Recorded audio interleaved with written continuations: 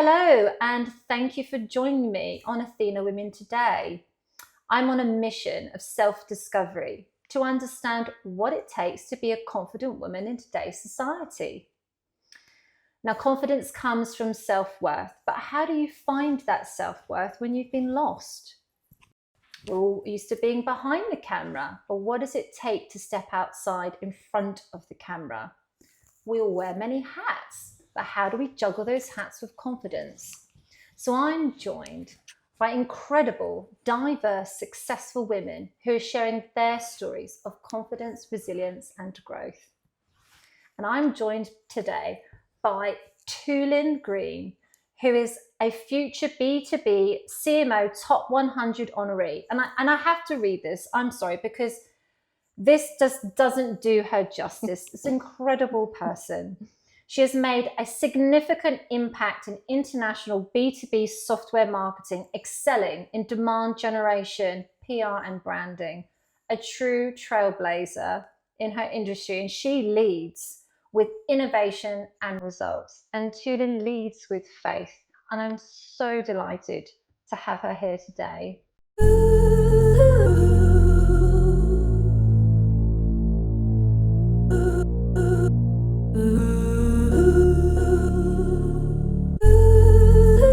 Wonderful to be here, Maria. I'm so happy to have you here today. And Tulin, let's dive straight into it. Okay. What challenges did you face as a woman rising into leadership? Wow.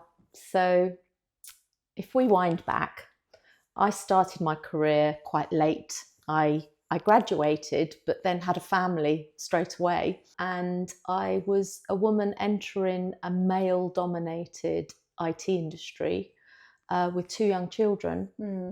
And that was a challenge. My first role, there was about 450 people in the company and only 17 of us were women. Wow. 17 women to 450 employees. Yep. So we were a minority, and that wasn't necessarily a challenge in itself, but you knew you were different, and you knew you were in the minority.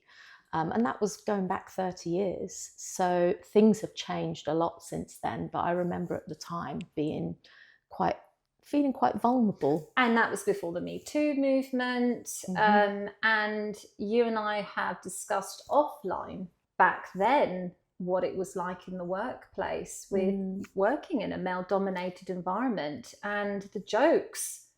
The explicit jokes that we'd always get, and then we'd laugh them off because it was just normal. Yeah. And how that's all changed now, really. Yeah. I mean, when I look back to 30, even sort of 15 years ago, you could get away with sexual innuendos or just jokes at the expense of your sex or your gender or your sexual orientation, whereas now it is such a different ball game, to the benefit of everyone, really. You would never dream of speaking the way we used to back then. But I do remember how derogatory it was back then, and whilst we were laughing it off, personally I resonate because I felt like I was being laughed at for being a woman all the time, and it was the sexual jokes were a daily occurrence, and I felt like it belittled me. And I remember several incidents. Did you have any personal incidents yourself that you remember? Thankfully not. I used to laugh it off, but my motto was give as good as you get. So I used to just retaliate and just, have another jibe back at my male colleague. And it was, if I'm being completely honest, it was quite fun.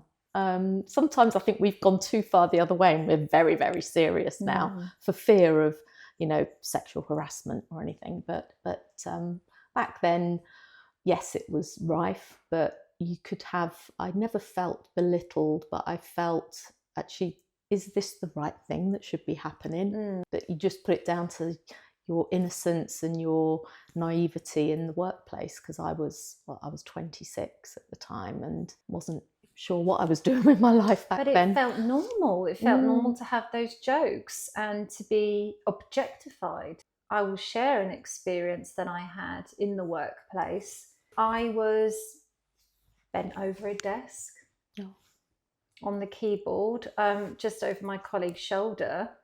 And I didn't know that behind me, a male colleague was pretending to hump me from behind. Goodness. And it was actually a lady, a female colleague, who was sat opposite watching what was happening, who told me later, she said, "Did you know what was going on?" I said, "No, what?"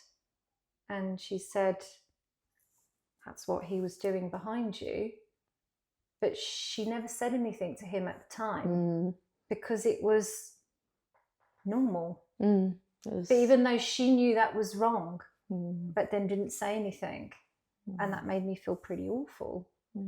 So that was then, back then, and it is different now. I'm so glad that you didn't have any direct experiences, and you gave as good as you got. Yeah.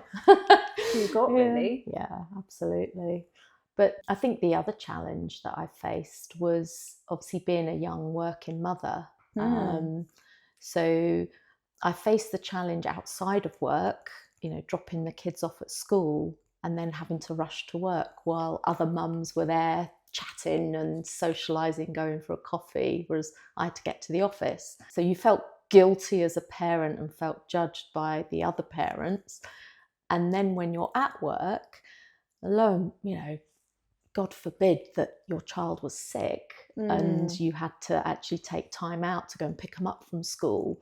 And it was always down to the female, the mother, to do that. The school would always ring the mother. Yes, that's true. And back then, I'm showing my age now, there was no mobile phones, or, you know, you didn't have laptops, you had desktops. So you couldn't actually work from home like with the flexibility we have today. So times have changed in terms of the flexibility we have nowadays. But back then, it was you're in the office, you're picking up from school. If they're ill, you take them home, you try to find some cover, or otherwise you'd have to take it as holiday. Did you feel that in order for you to progress in that male-dominated space, that you had to really almost embrace all that masculinity, be one of the lads, and actually not talk about your children so much, almost downplay your motherhood because it wasn't almost to your benefit? I think some mothers probably did. I never came across that because I was very proud of my children, and I probably played more on the guilt of me being at work and not being at home with them. So I was never downplaying, you know, the fact that I was a mother. You know, I look back now to my kids are grown up, and it was a real turning point when my daughter, I think she was aged 18, said, "Mum, you know, I really look up to you because you've done it. You've worked, you've become successful, and that's what I want to achieve." So back, you know, you were, even though you went through these hard times of guilt, working both at work and at home, and then just feeling tired all the time, you're actually setting you're a role model to your own children and setting a standard that they aspire to. So I think however I felt back then, it doesn't matter anymore because it's actually had a benefit. But also to add an extra layer of complexity to your journey, you were a single mum and you did do that on your own. Yeah. I mean, I was very fortunate in the first sort of 12 years of my children, like eldest life. You know, we had a happy marriage. And I was always so thankful to my ex-husband because he was a teacher and he was a fantastic father. So school holidays were never a problem, which I think also helped me, you know, carve out my career because I didn't have the worry of school holidays. There was always care there because my husband was a teacher. But then there came a point where we both realised that, this wasn't working.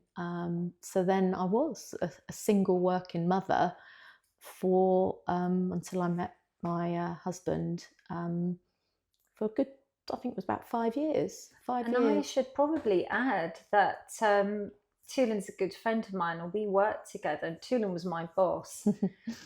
And honestly, looking back, Tulin is the best boss I've ever had. And having my first child and having such a wonderful boss who had empathy, who, understood what I was going through, falling pregnant, and then being the main earner as well.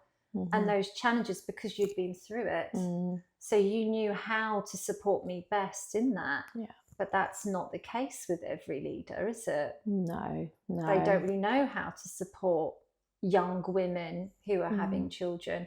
But this is male and female as well. I think unless you've been through it, you can't truly empathise. And my leadership style is lead with empathy. It's all about the relationship. And it's part of creation. Women have children, and everyone should accept the fact that women have children. And I know, as I got into management positions and had a team reporting to me, having conversations with my male colleagues, but they're only this age, that means they're going to have a baby soon. And you think, well, that's not a reason not to hire someone. It's actually, if they're the best person for the job, so what if they go on maternity leave? It's part of life. And I think those attitudes have shifted. Obviously 20 years later, I know I don't have those kind of conversations, but I remember when we worked together, having some really serious conversations, coming back to when a child was ill, had to go to school, pick up the child, and back then we had laptops, so it was fine, and then I carried on working from home, and feeling really bad for it. I felt awful. You were made to feel bad for it by the bosses, because you had a sick child, and it was very difficult as a working mum to manage the children. But also, I really resonate with what you said, being a young woman trying to get hired, and you felt like I was asked my age, they were looking for a wedding ring, is she about to fall pregnant on the spot? And I'm glad that attitude has shifted. It's shifted a lot, for the good, and obviously since COVID, the whole remote work thing is normal now. So the flexibility that a father or a mother has now with their work and life balance, it's not an issue anymore. Most employers offer flexible working hours, and however awful COVID was, it actually was a pivotal point in work-life balance and being able to do both and be at home for your children and carry on with your work life. And so let's get under that bit, because we spoke about you being a fantastic boss for me when I was having children, and that change that COVID brought in the flexible working. But also it does come from the boss themselves and their leadership style and their attitude towards their employees, because you can call out flexible working or this lady's got a child, but actually it's how you get the best from your employee. How do you do that? I always, management style, for want of a better word, the old school was you've got one style and you apply it in whatever you're doing. Whereas I read a really good quote where you shouldn't manage everyone in the same way. You manage people how they want to be managed. And some might want more support. Some might use your weekly one-to-ones as a therapy session. Some might just want to go through their tasks and make sure that they're doing the right thing. And you allow your team member to dictate how they want to have that personal time with their line manager. And that's kind of how I've wanted to, you know, be there for the team. Don't want to be a micromanager. Trust the team, empower them to do their job. And when things are going, you know, maybe not so well, you're there to help mentor and coach them, because everyone has ups and downs in their work life, or having a bad working day or whatever. And you're there to lead with empathy and understand where they're at, and not be, you know, I remember this image of a true leader brings their team along on the journey, whereas a manager actually tells them what to do. So you're either leading from the front and bringing your team on a journey, or you're there kind of, you know, preaching to them as to this is what you should be doing. And that's the subtle difference, I think, between, because anyone can be a leader. You don't have to have a team. It's how you inspire people and how you know, you lead from the front, whether you've got a big team behind you or not. You can be a trailblazer no matter what you're doing. That's brilliant. And Tulin, I'd like to jump straight to this question. How do you maintain confidence in high pressure situations? That's a great question, because confidence does come from up here, you know, your mind. And one of the things that I keep telling myself is be authentic, and lead with empathy and passion. And I think I can keep that going because of my faith. You know, I'm a Christian woman in a secular workplace, and, you know, we're told in the Bible, it says to be that shining light. And I try to do that with everything that I do. And when it's the pressure's on and you've got a deadline, or I've got to give a presentation, or, you know I've got to send someone something by a certain time, I'll just say a little prayer before I dive into the task, and then it kind of, it relieves the pressure in a way, because I'm there to serve the Lord and not serve man. Yes, my job is giving me an income, it's helping support me and my family and the ministry that my husband's in, but ultimately it's about, you know, grounding yourself in something that isn't, I'm not saving lives in B2B marketing. You know, I'd always tell my team, at the end of the day, we're just getting marketing campaigns out the door. We're not, you know, nobody's going to die if it's a day late. And sometimes you've got to just tell yourself that there's more important things in the world than getting lining the pockets of corporates. Really. Exactly. And don't get me wrong, it's necessary. Business is necessary. It gives everybody their livelihood. But, you know, let's just do a reality check. And if something fails or something goes wrong, we learn from it and we carry on. It's not a, you know, it's not the be all and end all and, oh my gosh, woe is me, this has happened today. Let's just step back and take a reality check and pick up again the next day. And you and I spoke about working in a company and getting to the point where you're feeling like, why am I doing this? So, you know, I'm making a difference in society, in my life. Now, we kind of felt that way many years ago, but actually on your journey, and especially as your faith has grown, the work that you're doing in these companies, working with your employees, light working, I should say, you are giving back. So yes, you're working in a B2B software environment, but you're making the difference in each of your employees' lives. They're looking at you as an inspiration, especially young, ambitious women who want to get to where you're getting. Do you feel a sense of that? Yeah, I do, actually, because, you know, you're always there you want to leave a lasting impression, whatever you're doing. And, you know, sowing the seeds, you know, I'm going to get religious now, but, you know, we're sowing seeds of the kingdom here. And and that might be how I manage someone. And I would like to think that someone will, in future years of their career, will go, gosh, I remember that manager of mine. She did X, Y, Z, and that really had a lasting impression on me. And I think that's what will give me joy, you know, looking back at my career when I've retired.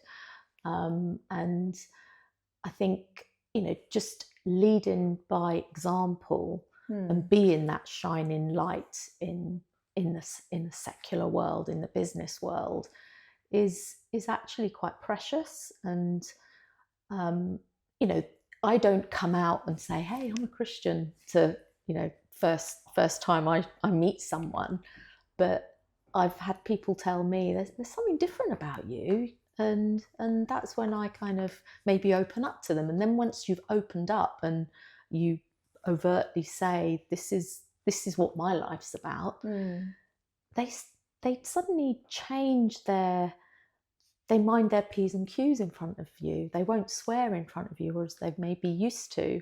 And then when I know that they know that I'm a Christian and they do swear in front of me, I'll go, oh, mind your language. And then I've got a great quote where, you know, some people will, when they're having, you know, going through something, they'll go, oh, Jesus Christ. Yes. And I know some people that do that all the time. And I'm sure you're probably, everyone watching this might be guilty of that. But there's a great friend of mine who would then say, oh, do you know him? I know him. He's great. Do you want to meet him? And that's like you're evangelizing just because someone's used the Lord's name in vain. But, you know, I don't often do that at work. But, you know, people mind their P's and Q's once they know. And I also feel a huge sense of relief when I've told someone. And then you find your other colleagues who are also Christian. So where I work now and where I used to work before, there was a group of us. And in my previous company, we used to meet one lunchtime a week and just get together on Zoom, talking about our faith. And why did you feel a sense of relief at that point? Is it something that you feel is difficult to say to someone? Hi, I'm your new boss and I'm Christian, or I would never introduce myself like that. But when people get to know me and naturally the conversation goes there, that's when I say what I believe in. But I always feel a bit reticent saying it right at the beginning, rightly or wrongly, but I'd rather the conversation went there naturally. The only time I've ever done that is when I met my husband, my current husband, my only husband now. But I met him online and went on a date. I've never met him before, and met him in a coffee shop. And I just thought, right, this is the first man I'm dating since my divorce. I want him to know. And met him and said, hi, Tony, I'm Tulin, live here, live there, got 2 children. And by the way, I need you to know I'm a Christian and I go to church every Sunday. And he was a bit taken aback, but see, the rest is history, you know the story. But that's the only time I've done it right at the beginning. But then surely that's your growing confidence talking there, because if we rewind, and if I might share, you started off life as a Muslim. I did. Your mum. And actually, this podcast is about diverse women. So we'll share that Tulin's ethnicity is Turkish Cypriot. And she is a dear, dear friend of mine. And do you like to tell us about the change from being Muslim to Christian? Yeah. And I think it's I'm glad you brought it up, because it was a turning point in my confidence, because I was going through a really hard time. I was very stressed. I'd experienced burnout. My marriage was also on the rocks, and my mental health suffered, and I had time out of work. And it was faith that actually brought me back in a more confident way, because my brother was a pastor and he knew how much difficulty I was going through, and those were really dark times, and he just convinced me to go to my local church, and it's a charismatic church. It's not Anglican, or it's not a denomination. And I just felt so welcomed. And they were running an Alpha course, where Alpha, it was invented by Nicky Gumbel, and it just explores the Christian faith and what it means. So you can ask questions, and I always had faith in God, but then I didn't know what I was saying in my prayers. They're all Arabic, and I didn't really understand the crux of the Muslim faith. All I saw was, it's degrading women. They have to cover themselves up and all of it. Not that I did or my mother did, but it just didn't resonate with me as a young woman at university. And my brother, when I was in my late 20s, just said, go and see what you think. So I did the Alpha course, and it just all clicked into place. Everything that you question in life, everything that you kind of think, what's the point? What are we all doing here? It just made me realise, actually, there's more to life than what we have here on Earth. I decided to, convert. And that's really interesting, because you have a brother and a sister, and actually all three of you converted to Christianity.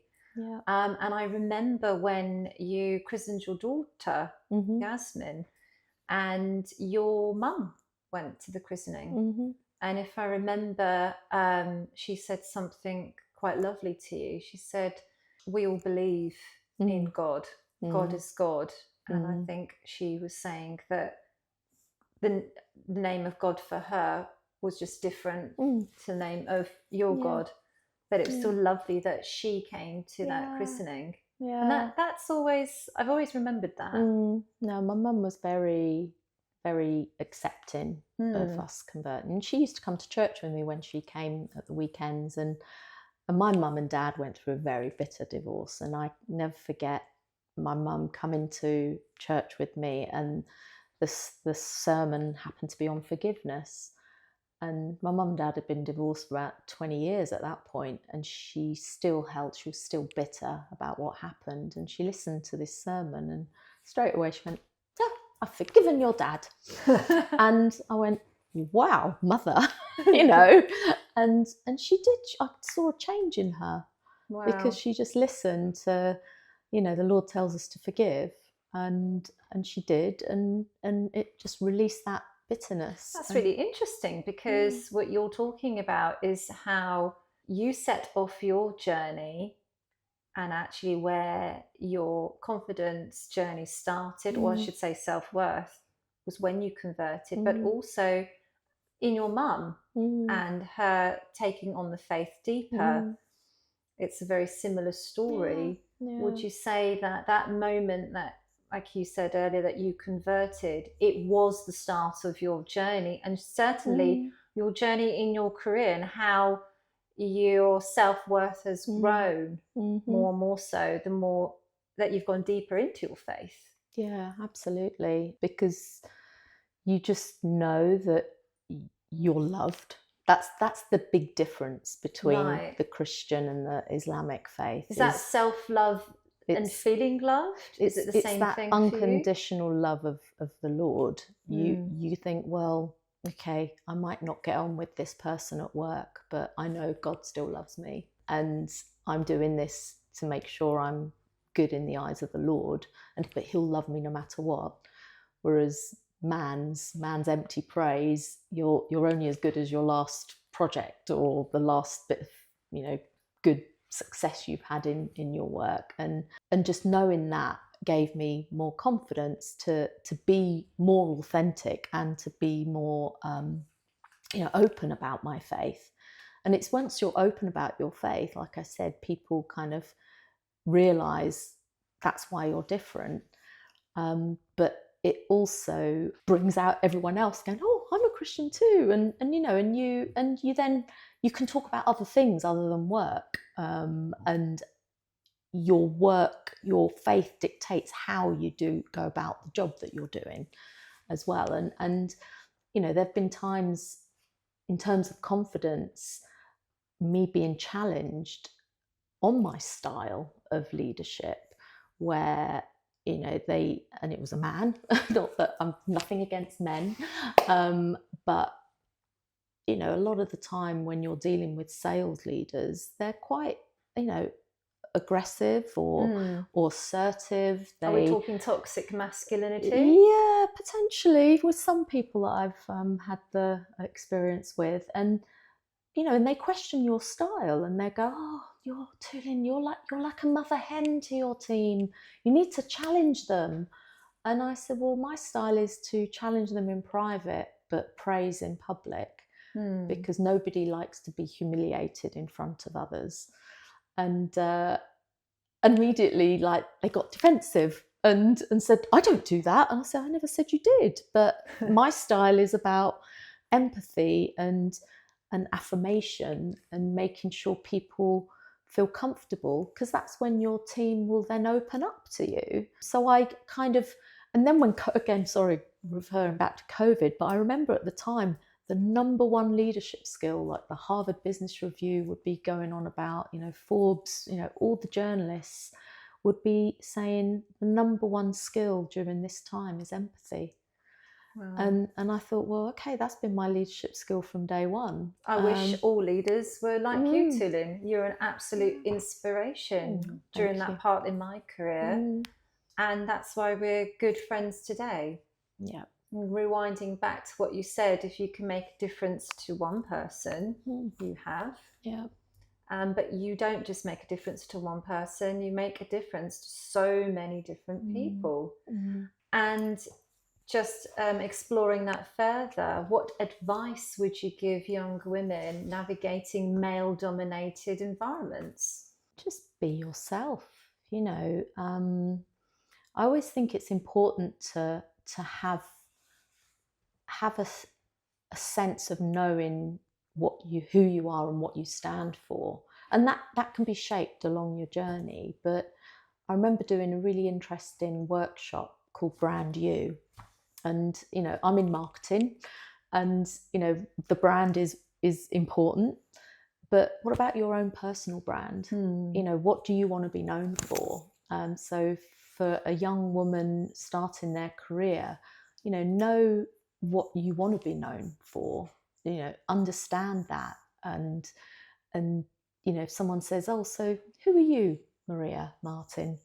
you can just say straight away what you are, and that's kind of your personal brand. And I am a woman that is passionate about empowering women, equality and diversity. Yeah, exactly. And this whole Athena Women Today is just a perfect example of who you are and what you've achieved. And that's the advice I'd give. That's the advice I'd give young women, because I was actually on a panel discussion about a year ago talking about this very topic.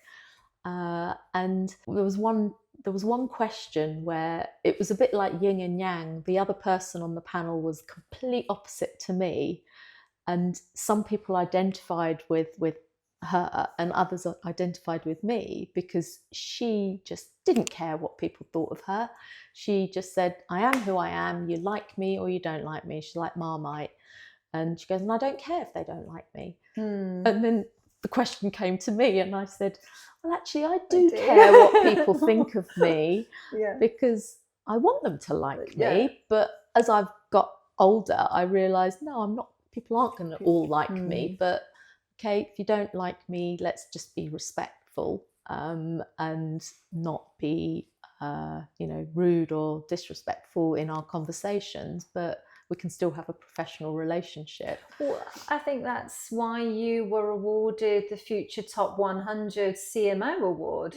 Yeah. Because of your leadership style. And you are trailblazing in that. There are so many of your employees I know who have been in tears when you've moved on and up to different jobs. Let's talk a little bit more about how you lead then, advice that we can give other aspiring leaders. So you've spoken about compassion, empathy, being authentic. Is there anything else just granular that you can talk about specifically in the day-to-day work? What if you don't like a particular employee because they're too lazy, or how do you deal with that? That's a good question. I like to have a mentoring relationship, and you're either a mentor. The different I learned quite early on when I kind of learned to be a mentor or a coach at work.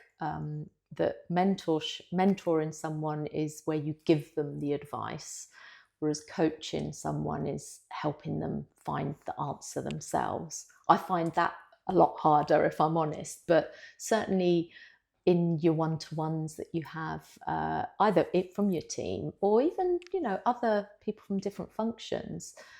If people ask for advice, you give them a tip for your past, kind of thing, as to how I learnt my lesson when I was dealing with a similar situation. And if you can give them one little tip that they then put into action, I think that's just something that will remain with them for the rest of their career. So, one example is, I remember learning a really hard way where if someone got me angry at work, or just got my back up, I'd want to respond straight away, either via email or chatting to them, but I then got myself into some trouble, and basically got told off by my boss at that time.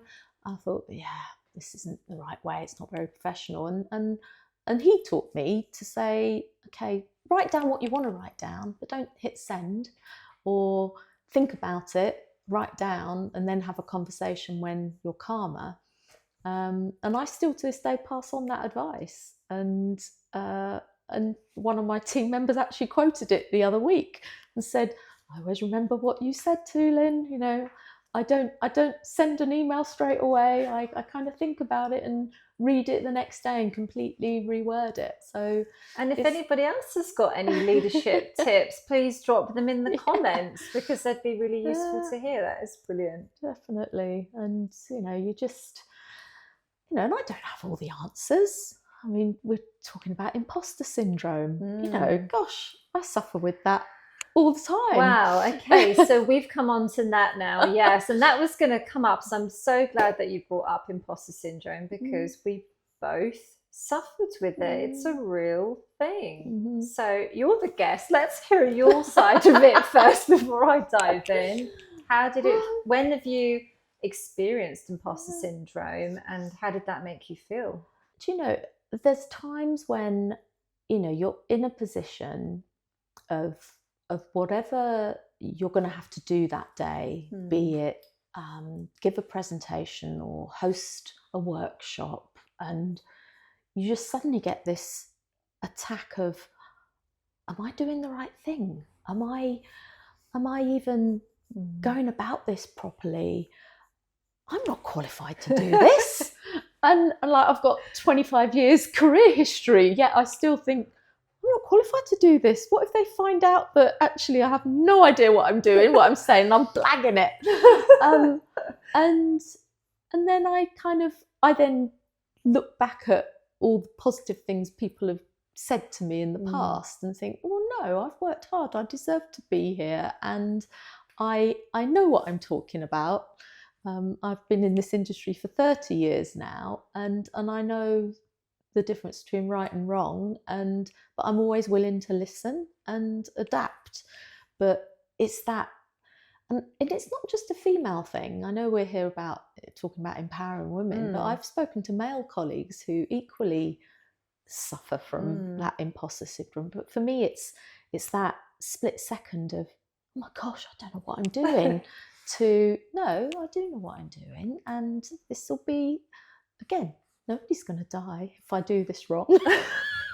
So, I mean, how do you self-correct yourself in that moment? Does it take a moment, a day, a couple of days? Do you get help from a close friend?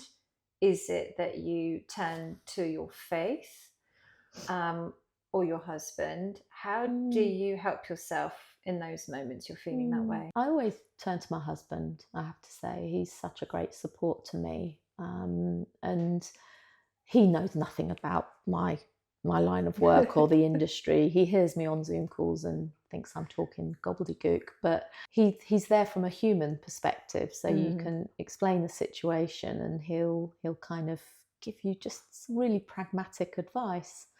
And so there's him, but there's also my faith, you'll just sort of say a little prayer and go, well, that didn't go too well, Lord, help me learn from it. And some things take longer, some things it's instant. It depends on the severity of what you went through. But I find talking to my husband, it's that dinner time is our time to compare our days, and it just grounds you. So the answer is communication. Oh, absolutely. And, so I can resonate the feeling of being okay 1 minute, and then suddenly anxiety sitting in your chest, and you just feel it grow. This anxiousness, it just comes from nowhere, and then you're hit with imposter syndrome, and then it's exactly how you described it. It's, I'm not pretty enough. I'm not qualified enough. Do I have a right to be here? The most silliest things that come to your mind that are so degrading, they put you right down in a box. It's meant to push you down. Imposter syndrome is horrid, and the anxiety that goes with it. And in that particular moment, I experienced it. I reached out to a good friend. I will give you a shout out, Lauren Reed. Thank you, because she helped me in that moment. I could talk about it, and then we had a laugh and a giggle through it. But it is talking to somebody who is a safe space, like your husband. Also saying a prayer, and for those who are not Christian or do not have a faith, having a moment of meditation. It's whatever works for you. Yeah, absolutely. And it's just allowing yourself to have that. It's that breathing space to kind of reflect. And another exercise we've done within our women's inclusive network at my current job is who's in your personal boardroom. Right. And it's because a company boardroom, there's all different people at the table.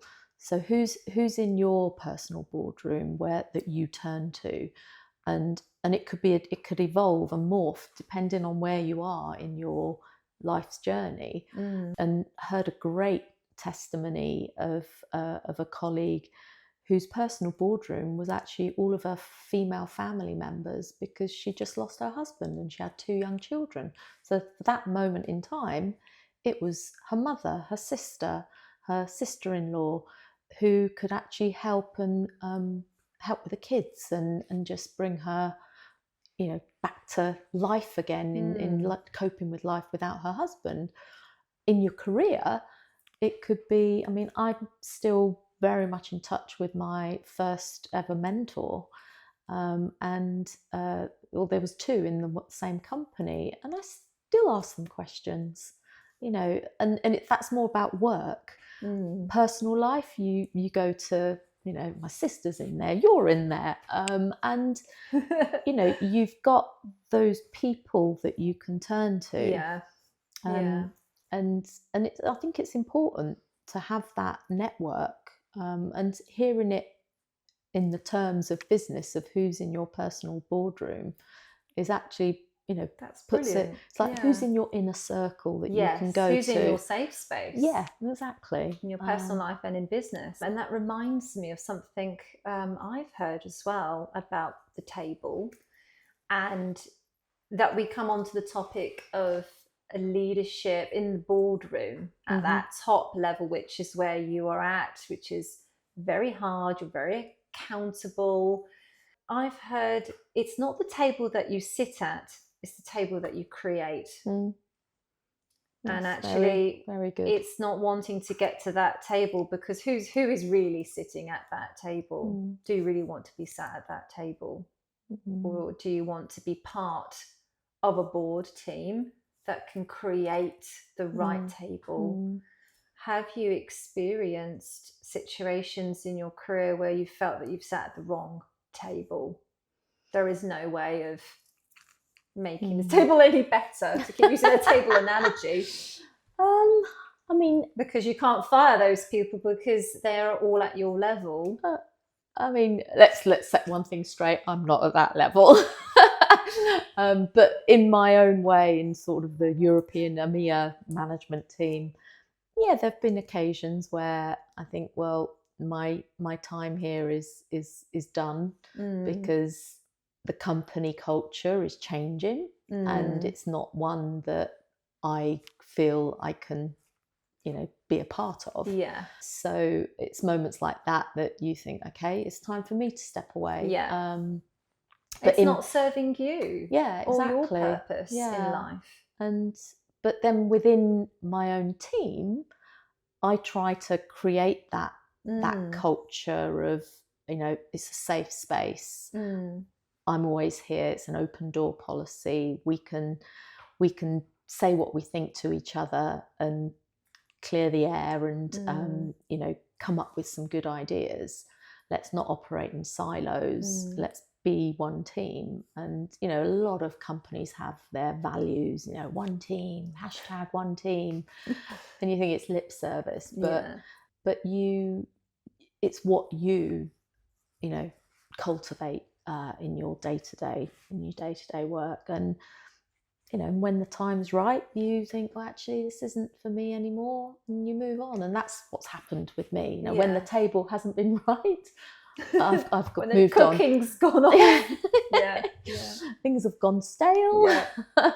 You move on. But I always think that there's a reason for that happening, and you've learned along the way. I mean, every role I've had throughout my entire career, I've taken the good parts, and that's shaped who I am today. And might be some people's cup of tea and others not, but on the whole, I am who I am. And that's where the authentic leadership is important, because you can't be one person to one group of folks and another to another group of folks within the same company, and you just have to be authentic. Yeah, absolutely. I totally agree. And Tulin, I really want to ask you about women in the workplace. We've been talking a lot about it being a male-dominated space, business to business, software marketing.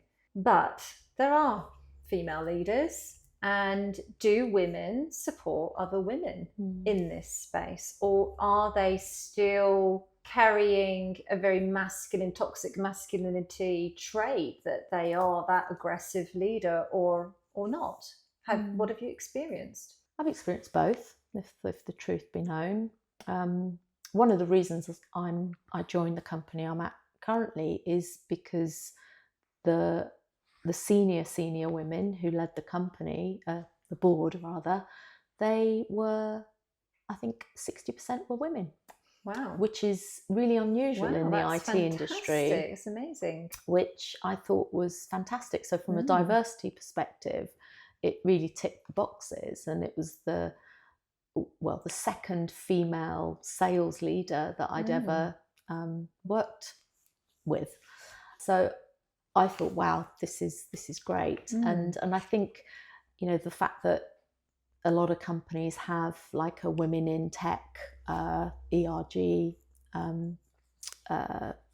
group, or they meet regularly. So International Women's Day today, but yesterday our company had a session for women and women in leadership, and how some women, women in tech, because there's still only 20% of women in the world take on STEM related roles. So be it computer software or, computer science, mathematics, that is still 20% of the women, even though 50% of the people who study those subjects are women.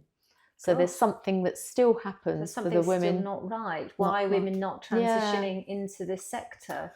And the same goes for like your typical roles. So sales is more of a male-dominated industry. The developer community is more male-dominated.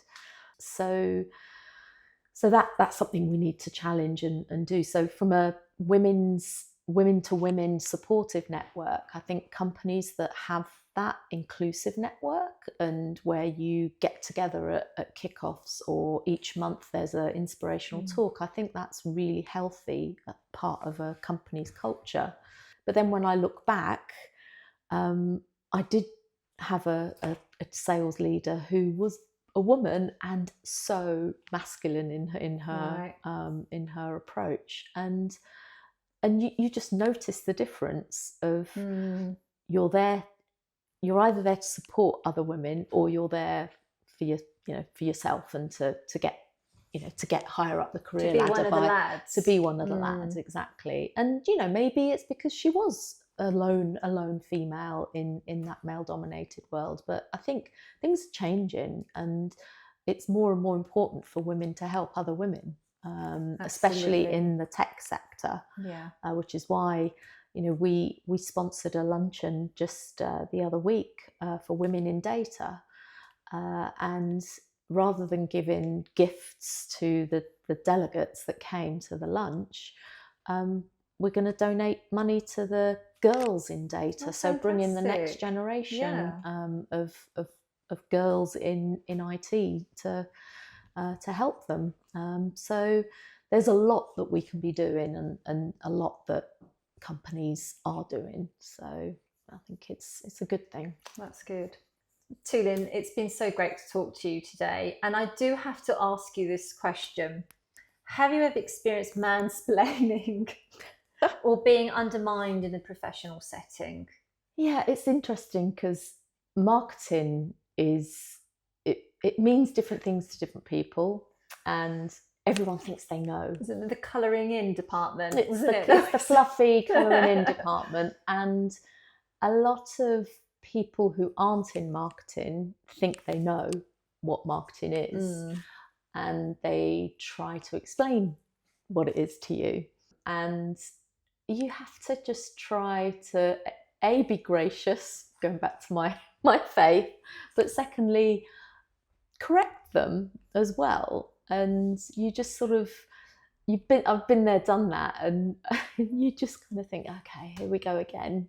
And it doesn't have to be a man, sometimes it could be a female, but certainly let me explain what marketing is. We need to be doing this and that, and we need to run, we need to go to this event, we need to run this campaign at the event. And I'm thinking, the event is not the campaign. The campaign is the overarching theme and the event is a tactic, and sometimes people don't understand it that way. And I remember doing we had to break out into groups, and one of the groups had to come up with a marketing plan for a pretend product that we were going to launch. And it was all the terminology that was being used. And I was thinking, oh my goodness, this isn't. And I felt like maybe I was doing the mansplaining, if I'm honest with you. But you just have to be gracious and listen, and then not even correct them, but just say what you believe, and say it in a different way, which is actually really correcting them, but you're doing it graciously. Because you are a professional marketer, and everybody in some shape or form these days is doing marketing for themselves on social media. Yeah, it's true. Because back many years ago, when we were first working together, social media marketing wasn't even really a thing. It was, suddenly it's peer-to-peer. P2P was what we referred to it as back then. And now everybody does it, and everybody's the expert. But when you are a professional marketer, there's so much more that goes into it. The psychology that's used in marketing. And like you say, especially being a senior director, you've got the strategy and then the campaigns and the tactics underneath. So it must get very frustrating. Having to explain all that. It is, but it's also makes me smile. Yes, it's the internal jokes. Yeah. Tulin, I've got just a couple of questions to ask you. But first, this question, and I need to read this because it's quite long. In many religious teachings, Satan is seen as a force that tries to derail people from their purpose. But if we look at it from another angle, do you think the ways in which Satan might try to stop a woman, like self doubt, fear, or distractions, are actually ways we sometimes sabotage ourselves? Have you ever faced moments in your career where you felt tested in this way? And how did your faith help you overcome it? That's quite a question. Yeah. I mean, it says in the Bible that the devil's out there to steal and destroy, and he's prowling like a lion. And there are times when you feel under attack from the self-doubt, and the imposter syndrome feelings. And I think that is, Satan's way of trying to undermine your confidence. And yeah, there's been times like that, especially when I've gone through the dark moments in my career where the self-doubt and the self-worth have been at rock bottom self-worth, sky high self-doubt, and you just naturally feel anxious. And I do believe, mental illness is a physical thing. It's a chemical thing in your body. But those moments of where you're in a really dark place can, from a faith perspective, I believe, the devil wants to undermine anyone with faith. Do you feel that's affected your health as well? Yeah, absolutely. I mean, I've had time off work from burnout and self-doubt and just thinking I can't do this anymore. And it has been my faith that's got me through it, because you listen to the wiser people around you. I'm really lucky that my husband is now an ordained minister. He knows his Bible so well, and he'll just quote things at me, and you just think, well, yeah, that's so right. You're here. If you feel undermined and you feel at rock bottom, there's a verse, and when he watches this, he'll laugh at me because I can never remember the terminology, the true words. But it's like, adversity provides, gives you patience, resilience, and perseverance increases your faith. And I think when I've come out of those moments of darkness and self-doubt, I've come back stronger. And are we talking about mental health in terms of depression or? Yeah, it's been depression. I mean, the doctor said I was depressed, but what caused the depression? Yes, there's chemical, it runs in my family, and there's a chemical imbalance there, but equally your circumstances and your triggers. I mean, I know what my triggers are, which has also shaped the type of leader I am, because if the triggers are, for me personally, that self-doubt and imposter syndrome and no words of positive affirmation, work in all hours, and just you have no life other than your job, that's when I know I'm going to spiral. Right. So I know those warning signs, and I then tell myself, well, nobody's going to die if I don't do this today. So that's really good. So I'm just gonna take time out here and go and have, that's real go growth. and do something. So whereas before I felt like I had to prove myself, and I know we're talking a bit about Christianity here, but there's certain Christians that would think, well, it's an attack from the devil. Your depression, your mental health, it's Satan attacking you. But actually, no, you'd never say that to someone who has cancer, would you? You'd never. Someone who's diabetic has to have insulin. You'd never say, oh, well, come off your insulin, God's healed you. You just don't, you wouldn't dream of saying that. Whereas, it was taboo. Mental health was a real taboo subject. And I think a lot of the time when you're suffering with depression, your self-worth, and we're talking about self-worth, especially for women, is at rock bottom and you don't feel worthy, and you just think, I don't deserve, what, I've got this beautiful family, I don't deserve it. I've got this great job, I don't deserve it. Why have I got this far? And you're criticizing yourself, and that's that downward catastrophic thinking that makes you feel really bad.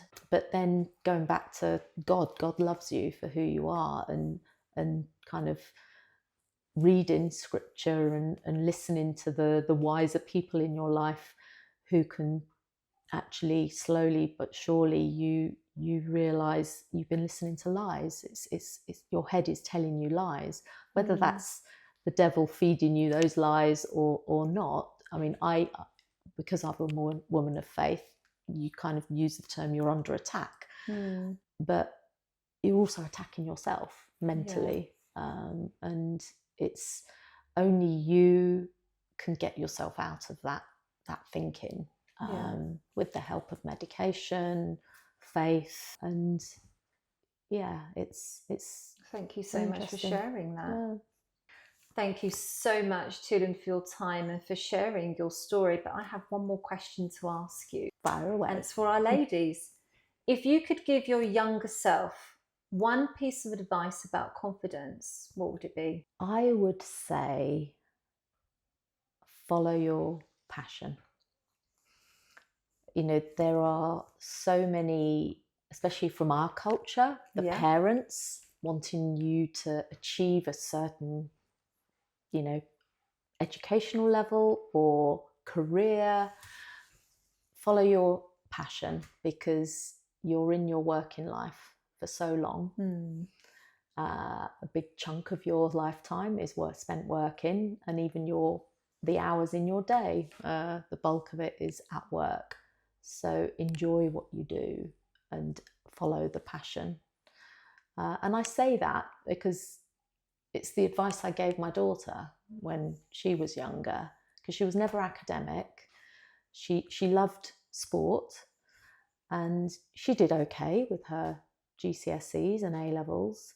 But it was when she got to university and was just studying sports science, which is what her passion was, that she thrived. Yeah. And now she has a career in sort of health and well-being.